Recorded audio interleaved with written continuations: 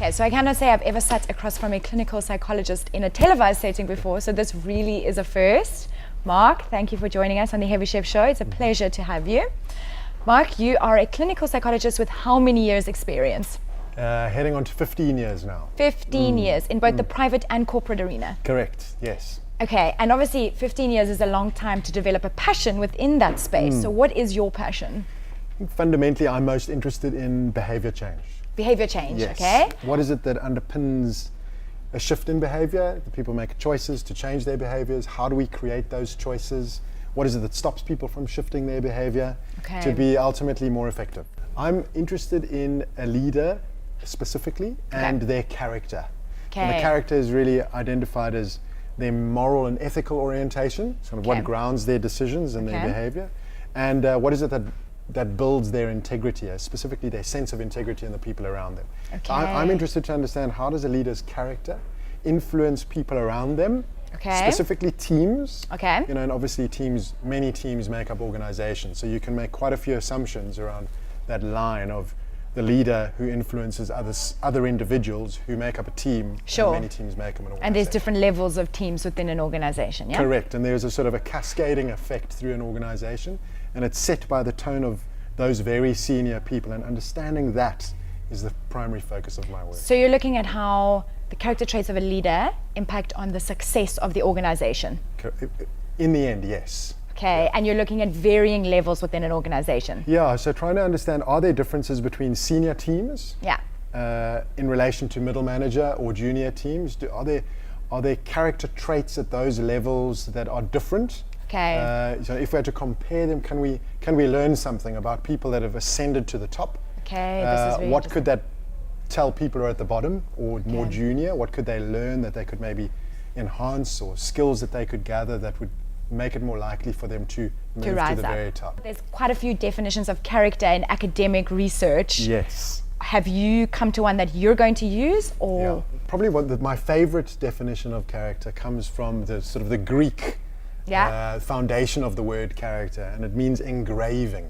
And so there are many definitions, as you say, but it's the sort of, what are the marks that have been made on a person's life that then shapes the choices they make. So things happen to us, good things, bad things, things we didn't deserve, things that we probably did deserve that don't happen or we can't get, and all of these leave marks in us.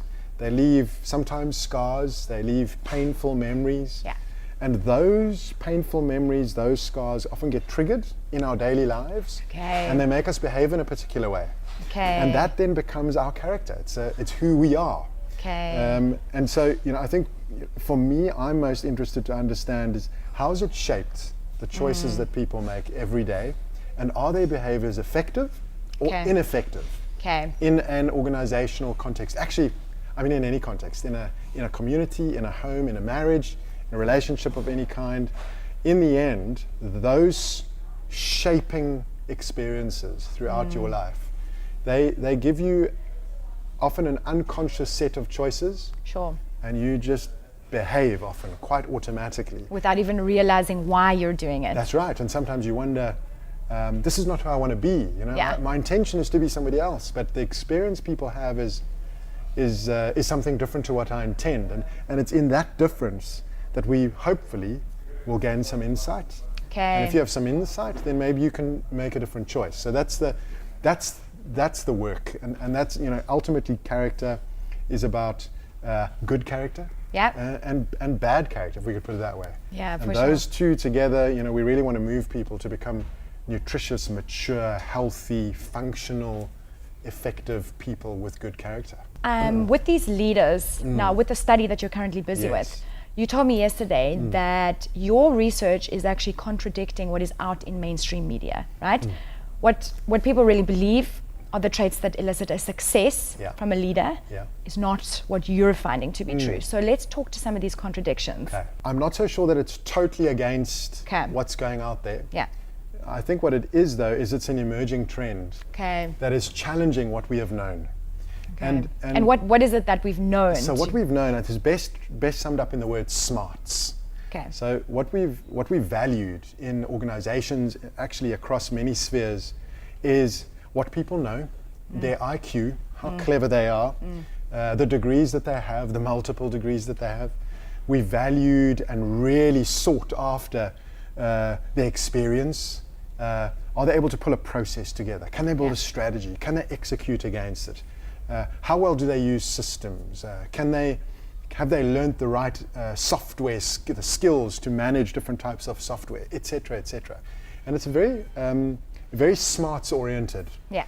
And what's shifting is, and it's not now, it's already been shifting for the past decade, is a movement towards a balance.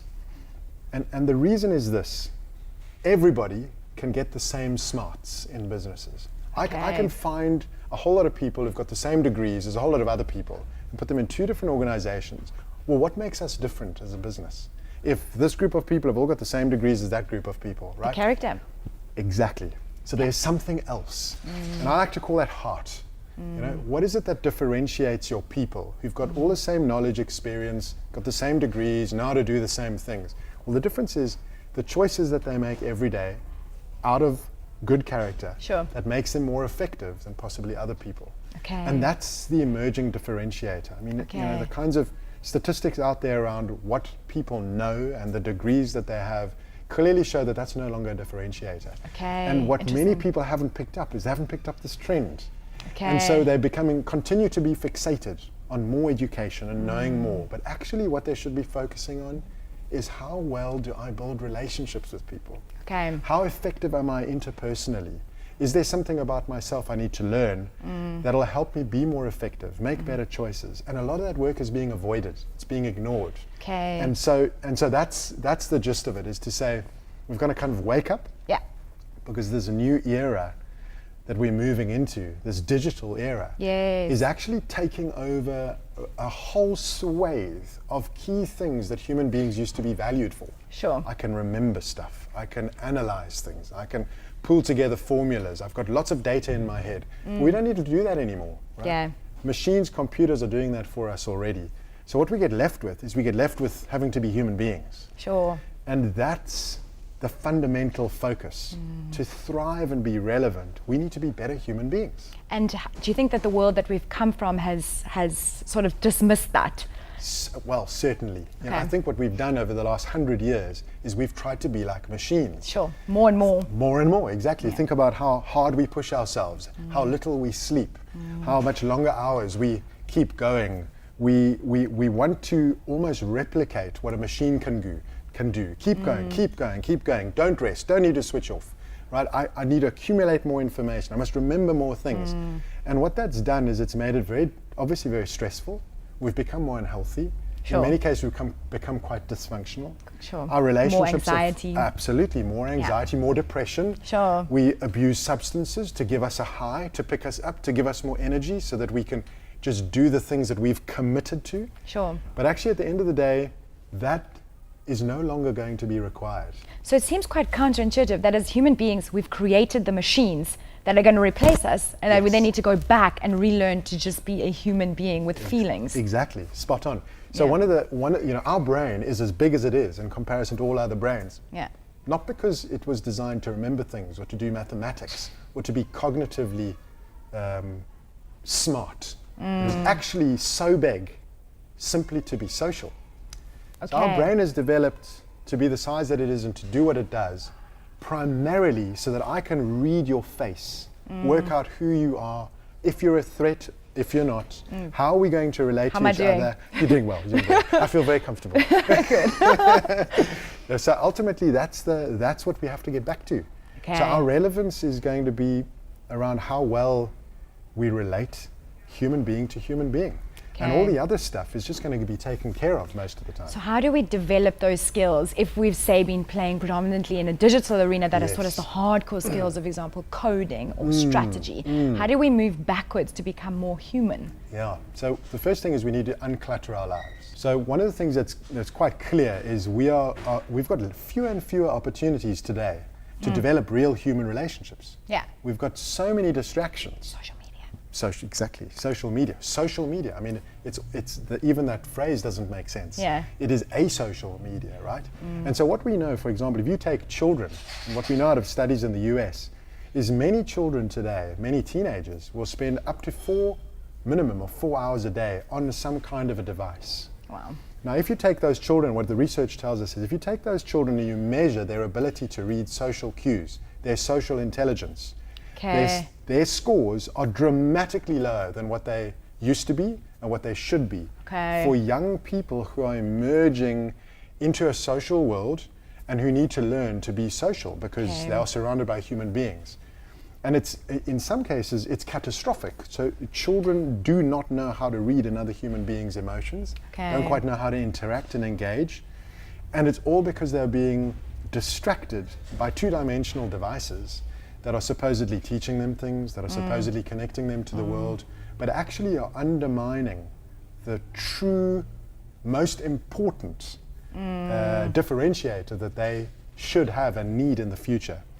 Fortunately, what we know is that if you take devices away from kids for 4 to 5 days, so the brain relearns. It relearns. It goes all the way back to where it should be, to what it is that we just intuitively learn about human beings around us. We can recalibrate and we get our scores right back up. So these kids, it's incredible. They go out into nature 4 to 5 days and their scores go back up to the average. And does that apply to adults as well? Is that only children? It's something that we can assume happens to adults, absolutely. So we have the ability to relearn to become relational human beings. Absolutely. That's why our brains are the way they are. So I think that what's really important is we are social. We have to understand that what we are doing is we're actually creating fewer and fewer opportunities to sharpen that skill, to keep tuned in. And so you do have adults that totally miss other people. They can't read people's emotions, can't understand what's going on. They'll see somebody who's clearly in distress and just ignore them, or continue as if nothing's going on. And we see this all the time.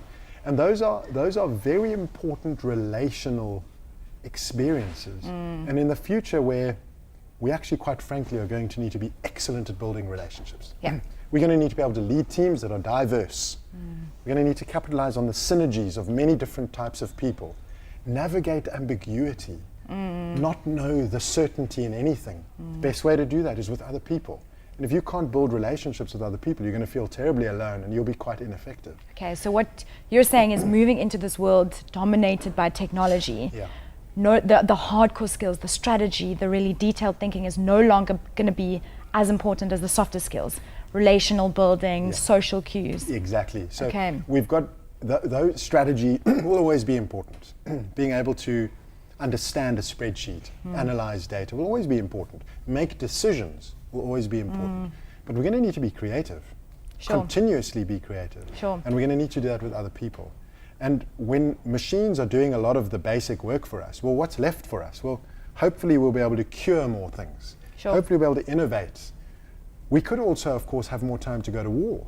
We could also have more time to find faults in each other, to not work with each other. And so we actually have there's an important message to say, the world is going to give us more space and time to be humans. Let's hope that the best versions of ourselves are presented every day so that we can get the most out of each other. And we can do things that we never thought were possible. And maybe not even have to work the 8-hour day and do other things for social good. Change the paradigm. This is where we're heading. So for me, I think the future is more human than it's ever been. That, folks, is Marc Rogatschnig.